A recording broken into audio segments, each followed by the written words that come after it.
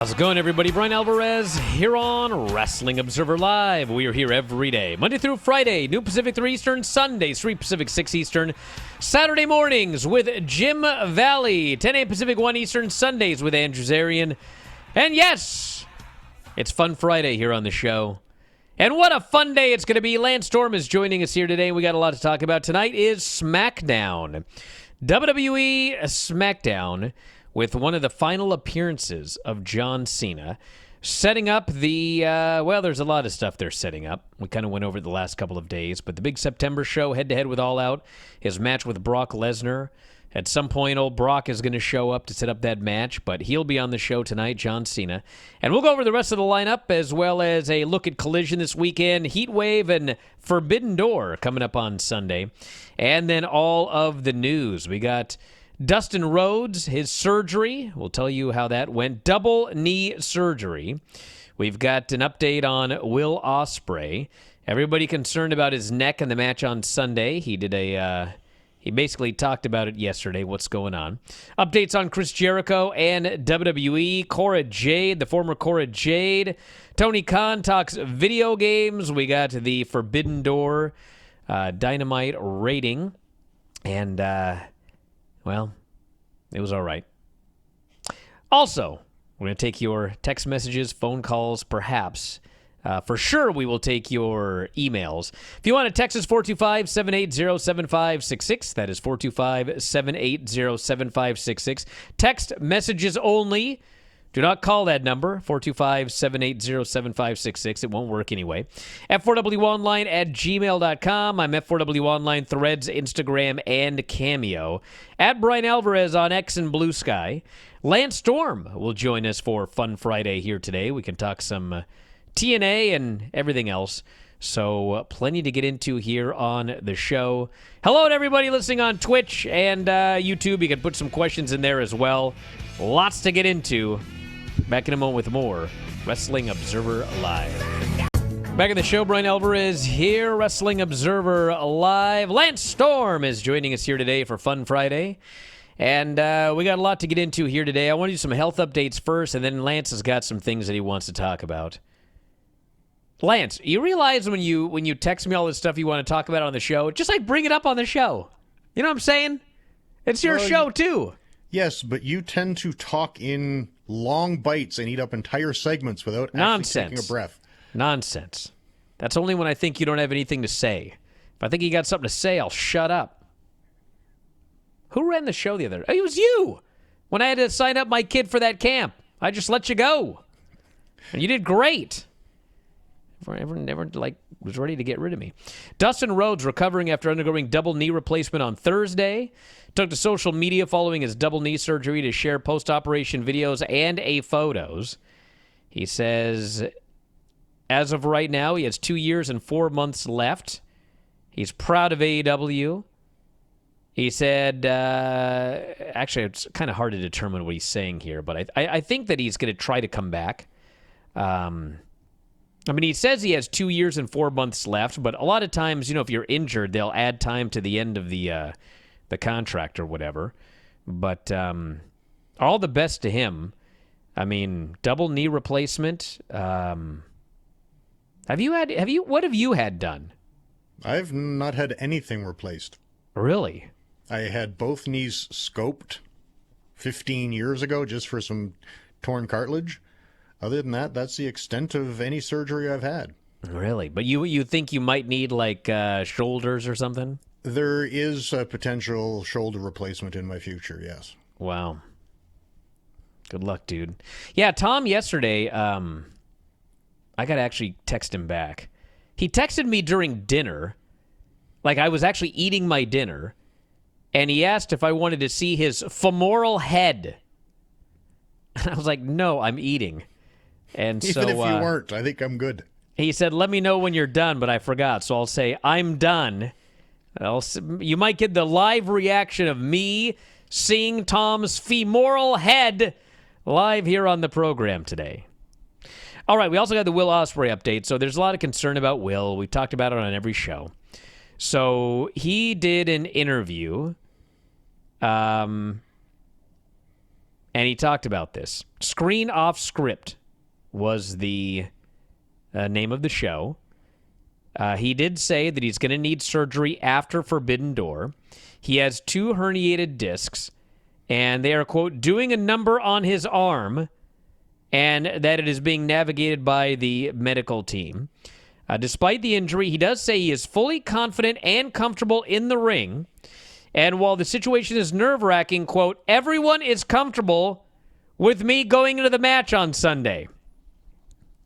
Not taking into account me, Dave, you, hundreds of thousands of fans. He says there's no set date for the surgery or a potential time frame on which he could return. He's been dealing with the issue for 10 months. It says there have been questions about how Ospreay got medically cleared. Yes, I was one of those people. He addressed that in a separate interview with Sports Illustrated, saying initially he was told he would need rest and time off after All In. MRI results came back. He was told by the doctors the injury, quote, is worse than what we thought it was going to be, but that it is manageable. He said the injury is, quote, absolutely fine. He said the surgeon said the discs won't get any worse, but that they need to be corrected. He says, I have a huge medical team around me, the guys that work with AEW. They would not allow me to go into the ring unless it was a huge percentage of risk of me getting hurt. Honestly, do you think my wife would let me go in the ring if there was a huge chance of me dying? So, well, death is not our only concern. Well, no. Listen, I'm not his doctor. I'm not his surgeon. I'll presume that everything he's saying is true. It sounds to me like this is a situation kind of similar to what was going on with Seth Rollins. You know, Seth Rollins tore his pec off the bone, and... What? He tore his pec. Seth? Or Cody, I'm sorry. It was a match with Seth. Cody tore his pec off the bone, and it's like, you're going to be in intense pain. It's going to really, really hurt. It's not going to tear more. It's already torn. Like, if you can gut your way through the pain, it's not like you're going to cause any further damage than is already there. So it sounds like what Will Ospreay is saying is these discs need to be repaired. If for no other reason than he's starting to get arm atrophy, which you don't want. You don't want it to get past the point of being serviceable, I guess. But it's not like there's anything... It's not like the injury is such that it could lead to him being killed or paralyzed. It's more like if you let this go for a long period of time, you're going to end up with permanent atrophy of your arm. So, yes, you can go into the ring. There's no more danger of death or paralysis than there would be if you didn't have this. So you may as well do the match and then get surgery. I believe that's what he's saying here. All we can do is trust him. Look, I'm not a doctor. If that's what his doctor says, fine. Go by what your doctor says. So he's indicating that he can do this match without an issue and then get surgery afterwards. If that's the case, I guess that's fine. Let's wish him all the best and hope that is the end result. Yes. Now, you want to talk about MJF and this storyline with Mark Briscoe. The floor is yours. Yes, I've come up with a spin to salvage it somewhat. I joke that making sense of ridiculous storylines is my superpower, and I've got real-life facts to back it up. This happened in Scotland, correct? This happened in Scotland, yes. Yes. Well, if you followed up by stating that MJF was in fact arrested, but if he left the country immediately and never returned, charges would not be laid. Much like Sid and Arn with the scissor incident, and much like Juventud Guerrero with whatever that incident he had in Australia was, countries often will let you leave and say you'll never come back, then press charges. So you can avoid the criminal aspect of these by just saying he's been deported from Scotland. Now, I don't know the UK ties England to Scotland, whether they would be willing to allow him back. If Forbidden Door was in the States, it would be foolproof for me because you could avoid criminal charges. And has been the case with Nick Khan, establishing that if no charges, criminal charges and convictions are there, then you're fine. We can't mess with your contract. Then you can set that precedent that since no charges were laid in this incident with Mark Briscoe, no criminal conviction, we can't fire him. He did not breach his contract. So you get that out of the way. And you could, and this is a bit of a stretch, but it's been done in wrestling many times. Tony Khan could say, I don't care if criminal charges weren't laid, and if we can't fire him, I'm suspending him. And then you would just need the promo segment by Mark Briscoe and Hangman Page saying, don't do that, Tony. I want to handle this myself. I want to kill this person. I'll keep my language good for Dom here. And please don't suspend him. I want to get my hands on him. I'll even give him the stipulations he wanted because I want to beat him at his own game. Screw this MJF fella. Let him come to the show. And not saying this is perfect, but it removes the risk of dealing with police. It removes the we can't fire him because he wasn't convicted. And you can move on from this story and be at least somewhat in the wrestling bubble of logic. Well, then what do we move on to? My idea? Oh, of Mark Briscoe? Yes. You can if you want. I don't care at that point. We've at least avoided why he wasn't arrested and charged with terroristic threats. I didn't like that part of the angle, but I mean, there were a lot of other parts of the angle I didn't like as well. I was actually willing to forgive the attempted murder as long as, like, oh my God, we undid everything. And the other thing that just the stipulations don't make sense to me, like the title can change hands on a countout. So at what point does the psychology of the match then have to be MJF trying to have people hold him out of the ring for 10 so he can win the world title? Well, yeah, of course. We'll talk about this because I want to add something about this after the break. Observer Live. Back at the show, Bryan Alvarez here. Wrestling Observer Live. Lance Storm joining us here today. The only other thing I want to say about the MJF Hangman thing is, MJF, he grew up watching WWE, and you can see that a lot of his stuff is somewhat WWE inspired, and that makes some people mad, but, I mean, WWE does a lot of things right. They do a lot of things wrong, but, I mean, the idea that they don't do anything right, I mean, they're clearly doing something right now at least.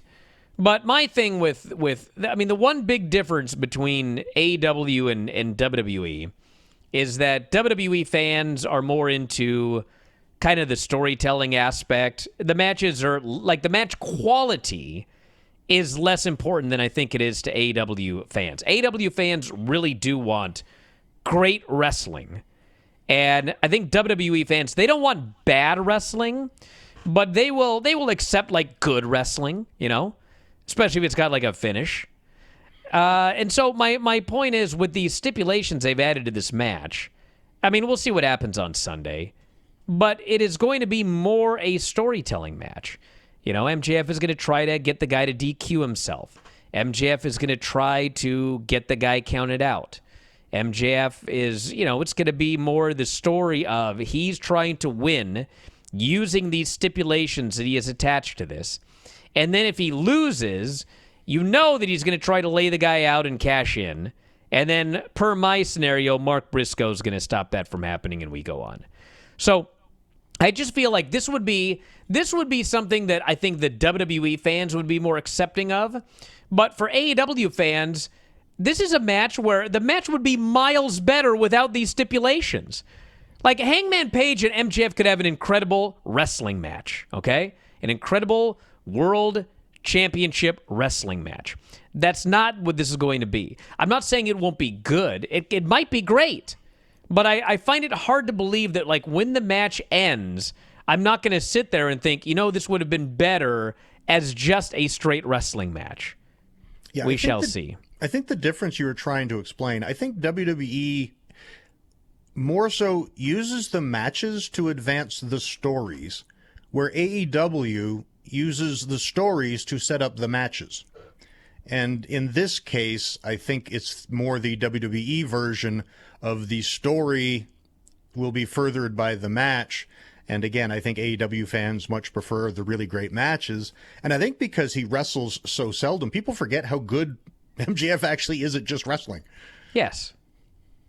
Yes, we had this argument years ago, Lance. I still don't agree with you, really.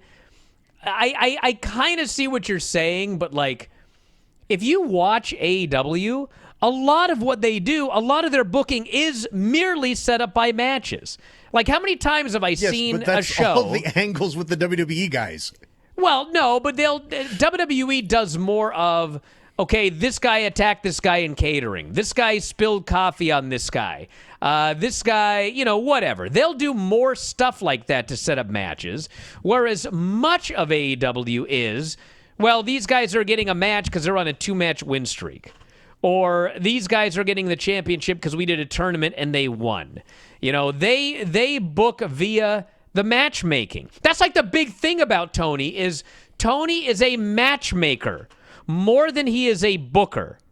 And I think remember, I've told this story 1,000 times. I hate repeating my material. Remember they had that poll years ago. It was like on Twitter, something like, who has better storytelling, WWE or AEW? And WWE won by a landslide. And I was like, how?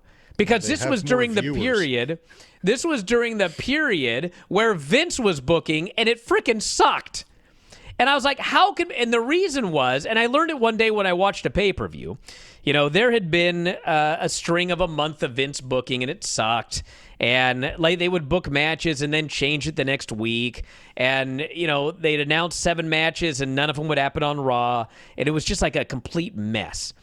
And then I remember watching a pay-per-view, and whoever this poor bloke and his team were that were responsible for putting these video packages together, like this guy wasn't paid nearly enough.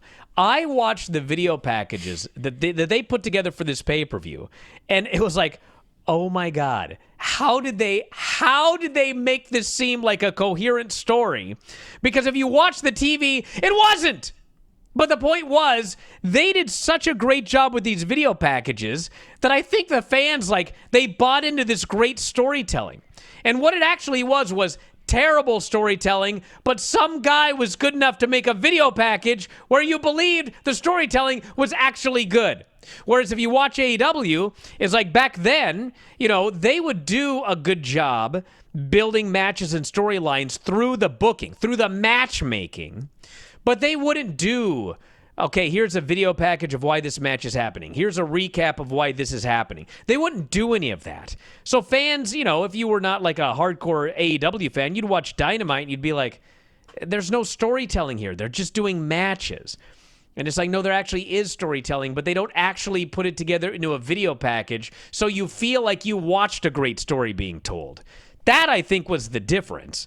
But what's the point of any of this? They both tell stories. They just do it in different ways. Yes. All right. What else do we have in news? Dave Meltzer, more information on Chris Jericho. He has been off TV for 4 months. He is scheduled to be a free agent at the end of the year. Been with AEW since the promotion launched in 2019. Meltzer notes there are people in AEW expect Jericho to go back to WWE when his contract expires. There's a chance he could return to the company as a surprise entrance in the Royal Rumble, but obviously nothing is definitive until it happens. And the only thing he's heard from WWE, according to Dave, is they expect him. But keep in mind at this stage of everything, if he's looking to go there and negotiate with them, he's going to give that impression. I can tell you've heard the same thing about other AEW stars over the years that WWE was pretty sure they were getting. Some went and some did stay. The one thing we know for sure is they can't add injury time because that dude never gets hurt. Yes. Here's what I can tell you guys. A good example of somebody that everybody thought was leaving and didn't was like Buddy Matthews, Everybody was sure that guy's deal's going to be up. Him and Malachi, they're all going to go back. And it ended up with, Buddy's deal came up and he re-signed. And I know people were very surprised about that one. Especially considering his wife. Yeah, Rhea. So, here's what I can tell you about Chris Jericho. I have absolutely, and people have been asking me, I have no idea, okay? Yes, I've been on Chris Jericho's podcast. Yes, I have done shows with him. I've interviewed him. He's interviewed me. We could be best friends, and I would have absolutely no idea what he's doing. So actually, it's kind of like... I'm much closer to his best friend, and I will echo that. Yeah, you have absolutely no idea either. I mean, Chris? he isn't going to tell anybody what his plans are, okay? But what's my gut feeling? My gut feeling is he's going. I don't know that. I have absolutely no idea whatsoever. But like if you look, what has he done? He's done everything there is to do in AEW. The fans sort of, turn on the guy. They turned on the guy over the last year. It's kind of up and down depending on what his character is. But, he's a guy that's constantly reinventing himself. He's constantly looking for opportunities. And, it's time. It's time for him to go back to WWE. And I would say that about certain people in WWE as well. There are people in WWE that, you know what, man, it's time. You've been here. You've done it all. You ain't going to do anything else. It would be good to have like a new place to go. And I expect him to go. I don't know. I have absolutely no idea what he's thinking. I don't know. Tony could throw $5 million at him. Who knows? But if I had to hazard a guess, it would be that he is going back to WWE. And until it happens one way or the other, he will have us know exactly how much he would like us to know. He is a businessman. He will play things and figure out what he wants to do, and we'll find out about it after it happens. We have Forbidden Door Go Home Dynamite 565 and a .16 at 18-49. This is the lowest audience since April 23rd and the second lowest audience of 2025. That's not good. And the 18-49 is the third highest the show has done since June 18th, so that's at least good. Do you have quarter hours? I'm going to see if I can find him right here. Curious what happened after the attempted murder. That's not the kind of thing that turns people off. Although it probably did, because that's the time that everyone... Oh, actually, no. After the attempted murder, the show grew. Although the attempted murder was the least watched thing on the show. But it did grow afterwards. And, like... So people came back after it was over? Dude, it's like every... Remember I did that big rant about the overrun? Mm-hmm. We got another overrun growth. Although, to be fair, the overrun growth was like 6,000 viewers, and it did fall in 18-49, so it did hurt the show a little bit. But was the overrun above or below average? That's the important part. It was a little bit below average. So it brought down the rating. Well, yeah, but like the entire show was below average, and the overrun was closer to average than anything else on the show. But yes, it brought everything down. All right, we're going to do Q&A after the break. Everybody, get your questions in. 425-780-7566. Bryan at WrestlingObserver.com. Back in a moment. Observer Live. Back in the show, Bryan Alvarez here. Hey, Wrestling Observer Live. If you want to ask a question, 425-780-7566. It's the text message line. That is 425-780-7566. F4W Online at gmail.com. And don't forget, I'm on Threads, Instagram, and Cameo. $10 cameos at F4W Online. At Bryan Alvarez, X and Blue Sky. And any questions for Lance and I? Why don't we do some of them here, Lance? What do you think? Sure, hit it. All right, let's see what we got here. If I can find this stupid button. Why is Bryan wearing a tank top all the time? It's because I'm jacked, brother! No, it's because I'm at the beach, and it's 85 degrees here, and there's no AC, and I'm sweating my... Yeah, but dude, I saw you stand up during the commercial break. You're wearing jeans. I am wearing my jeans right now. I got a lot of stuff I got to carry around. You know what I'm saying? I don't have a good pair of shorts. Pockets? Not the kind I need. All right. Bryan, this is a good one for you too, Lance. If TNA gets this TV deal, I'm presuming he's saying Wednesday is on the CW, and goes up against Dynamite. Do you think WWE, in their efforts to impact Dynamite's ratings, will start moving a lot of their aging talents with name value who've done everything there is to do on the main roster over to the program? Guys like Miz, Finn Balor, New Day, and Truth. I would personally doubt it. I would think you'd be better off plugging Wednesday Impact on Tuesday's NXT on the same station and just cross-promote angles that way, so there's a hook from Tuesday to send you to Wednesday rather than just random main roster guys, because TNA is still going to want to have their creative and not just have Miz interjected for some reason. Well, yes. I mean, if TNA, listen, if WWE buys TNA, yeah, they may send a bunch of guys there because they own both promotions. But I mean, if they don't, I mean, TNA is still their own entity. They've got their own wrestlers under contract. I do believe that you will see more main roster and NXT talent appearing on TNA. And I think that TNA would be happy to, get some guys to be cycled in and out and some women. But I don't think that, Miz is going to become a TNA performer, he'd have to be under contract. TNA would have to sign him. I don't see something like that happening. But I do see more of the cross promotion. Plenty more. Especially if they end up going head to head with Dynamite. Which I don't know if they're going to do, but if that happened. Yes, all speculation. Who knows? What other old ECW pay-per-view names could WWE use for PLEs? I could see them using CyberSlam. I don't know, man. That was never a pay-per-view. What was CyberSlam? Just like an event? It was just a big show that they then sold on VHS tape. There was, what? Most of the names I'm thinking WWE right now wouldn't want to use. I'm trying to think what some of the other ones might have been. Well, there's November to Remember, but didn't TK just copyright September to Remember? They did Hardcore Heaven. Yeah. That's just Extreme Rules. They wouldn't need that one. This person says if Jericho is leaving, but his contract is still valid until the end of the year, why not have Jericho do one more match to put somebody over on the way out?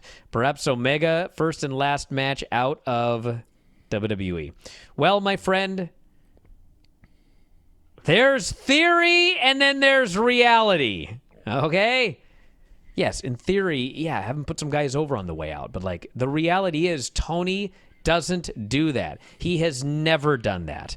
When there is somebody that he figures has one foot out the door, they're gone. I mean, they vanish from television. We don't know where they went. We don't hear about them. They just disappear until their contract is out and they get out of there. I mean, we've seen this over and over and over and over again. Well, with the exception of Andrade, who got a win on the way out. I agree with Tony on this, in that wins don't mean what they used to mean. If people, let's just assume Chris is leaving. If people know he's leaving, they'll be saying, he's just doing a job on the way out. They don't actually think the guy that beat him is better than him. And heaven forbid he has an amazing, great match, then fans will be like, oh man, it sucks that he's leaving. Where if he's out of sight, out of mind, because he hasn't been on TV in a while, and you're featuring, your Kyle Fletchers and your MJFs and stuff, it's I think you're better off to just feature the guys you're keeping and have people enjoy the show with the people that are staying, because I don't think if Kyle Fletcher, Jericho comes back and puts over a Kyle Fletcher, it's I don't think anyone is just automatically going to, oh man, Kyle Fletcher just beat a legend. He's so much bigger of a star. It's I don't think fans think that way anymore. Person here says, what are the stories that MJF poured water on Briscoe and therefore cannot get arrested for attempted murder? Why didn't Briscoe say something then? Well, to be fair, I think that Briscoe in storyline was unconscious because he didn't even struggle when he was having gas poured on him. I think here's the thing, though. Okay, all right. Let's imagine that I walk into, let's say you work at McDonald's, Lance, okay? Can we at least go Tim Hortons? Whatever. You work at Tim Hortons. I walk in, I got a gun. I threaten to kill you if you don't give me everything in the cash register. You end up giving me everything. I flee. like an idiot, they got video of me. I am immediately arrested.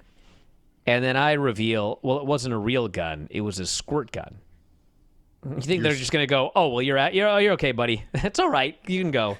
Yeah, you're still screwed. You're still screwed, yes. He threatened to kill him. The substance poured upon him is irrelevant. He threatened to kill him. It's still a terroristic threat. That is a terroristic threat, yes. And besides, he had a lighter. He could have lit him on fire with or without gas. This person here says, let's not forget that Ricochet in the span of 30 seconds goes from holding Mark Briscoe hostage to just chilling and laughing with some rando in the hallway. I would have assumed he and MJF would leave the building immediately. Nope, they hung out back there. He was just, terroristic threat and then hung out backstage joking around. Name a worse pay-per-view or PLE title than WrestlePalooza, please. There has to be one. What are some of the terrible Great pay-per-view Balls names? of Fire. Yeah, remember WWE Great Balls of Fire? That sucked. What else? There have got to be more. Everyone immediately had Great Balls of Fire. Yeah, that one was terrible. Some of the WCW ones at the end were just like, why? Like sin, greed. Yeah. Sold Out, SOUL. Yeah. This person says, if Jericho goes back to WWE, do we get comedy act Jericho or something more serious like he did in New Japan? Do we get a legit championship caliber run or just a supporting character that he's happy to collect a big paycheck for? Well, here's what I think. Jericho always has to reinvent himself in some way, okay? So what I think, and he's been gone for a long time. Like, if I'm Chris Jericho right now, and it's August, and I am presuming that I'm coming back at the Royal Rumble, which is like the end of January. I've got September, October, November, December. I got like 4 or 5 months, okay?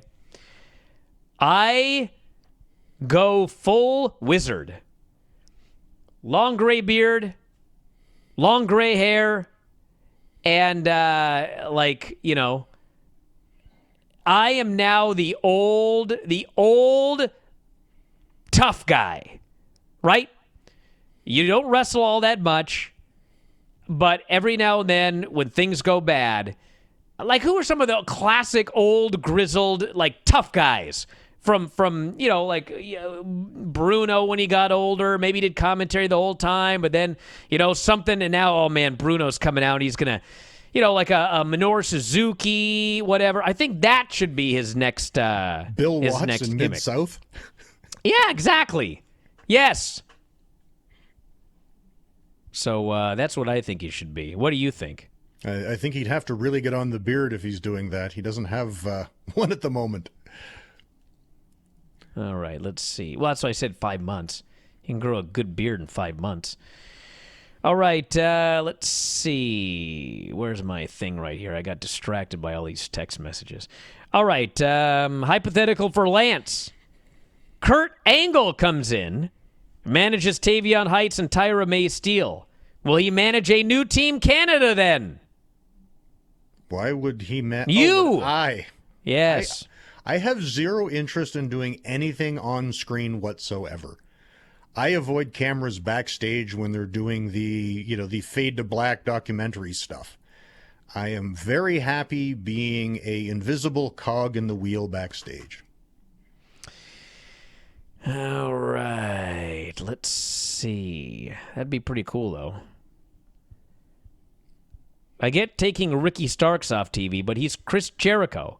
He's not going to become a bigger star doing another match. But Lance convinced me as I'm writing this, so never mind. Job, Lance. Glad to be of help. Let's see. There's plenty for Jericho to do in AEW. Long ago, he and Hangman were in the tournament finals for the title. He's the guy Hangman never beat. Him and Sammy Guevara could feud. Listen, guys, listen. I love AEW, okay? Love AEW. But there are a million things everybody could do. Like, when you watch... a million guys to do it. When you watch WWE, okay, how many matches are there that we have never seen. I mean, unless we're talking about bringing back a guy like Brock Lesnar.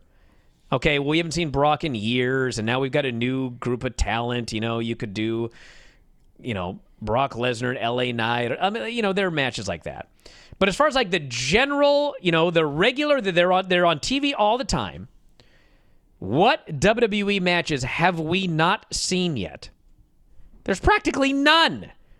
They're always, because they do so many DQs and run-in finishes and everything like that, like everybody's wrestled everybody, and they continue to all wrestle everybody. To the point where when you hear Charlotte Flair has not had a match on Raw in 4 years, you're like, what? How? How is that possible? If you look at the AEW roster, how many matches are there we have never seen before? It feels like there's thousands. Because, you watch Collision, and it's very rarely, and actually when you see like star versus star matches, I mean, we've seen some Paragon and whatever like over and over again for like 6 straight weeks. But like there's so many matches we haven't seen. There's so many rematches that we haven't seen. Like that's just the way that they book. So I don't think that there's a million things that Jericho could do in AEW. There's a million things everybody could do. But like he's been the AEW champion. He's been an AEW pay-per-view main eventer. Knowing the way Tony books are not going to go through all of these matches we haven't seen with Chris Jericho. So it's time for him to move on. Why would a promotion allow its world champion to put in the contract that they can go 50 days without defending the title? That's a TNA question. Okay, what is it? What's the answer? It's just on television, Trick Williams revealed that in his contract, he doesn't have to defend the title more than 50 days. And again, I think I'm unclear because I would think that would be his NXT contract because you're into a weird zone of, he's the TNA champion, but he's not under contract to TNA. So he's more bound to his NXT contract, so it's a weird thing, but Trick did reveal that in his contract, he only has to defend the title every 50 days. I see. All right, back in a moment with more, everybody. Observer Live. The show, Bryan Alvarez here, Wrestling Observer Live. Lance Storm joining us here today. Bert says, I'm very happy Naomi's expecting, also worried because she's so hot right now. I would hate for her to lose her spot. Do you think they will pick up where they left off next year? Yes. I think they're going to pick up exactly where they left off as soon as she returns next year. But also to just let the woman be happy. They really want to have a kid. They're going to have a kid, and she can come back if and when she wants to. They seemed really happy about it. Let's just be happy for them. Yes, and there have been a lot of injuries. Liv, Rhea. And they all get picked up right where they left off. So I would not worry about that. Hey, next Thursday, there's a TNA show. Trick Williams, AJ Francis versus Mike Santana and Steve Macklin. Hardys versus Leon Slater and Cedric Alexander. Inspiration versus Fatal Influence. Tasha Steelz versus Mara Sade. Sade. Like the singer. And Eric Young versus Myron Reed. Last night was a TNA show. You can check it out on TNA Plus, correct? Yes, sir. Yeah. And then we've got some TNA stars coming up on Sunday for Heatwave as well. Forbidden Door and Heatwave this weekend. And Vinny is on vacation. He's going to Forbidden Door. But I'm not sure what the plan is for this Sunday in terms of a post-show, other than we will be doing Observer Radio. I don't know about a Bryan and Vinny show on Sunday, but we'll see what we can do. But Vinny will be back in a couple of weeks. Brian Rose was on the Bryan and Bryan show last night. That was a lot of fun. And he'll be back Tuesday and next Thursday as well. And other than that, everything is on exactly as planned. Dave and Garrett today. Dave and I Sunday. Lots of stuff. Check it out. Thanks for helping out this week, Lance, as Filthy recovers. No problem. Best to him as well. That's it. Best of Filthy. We'll talk to you again after a while.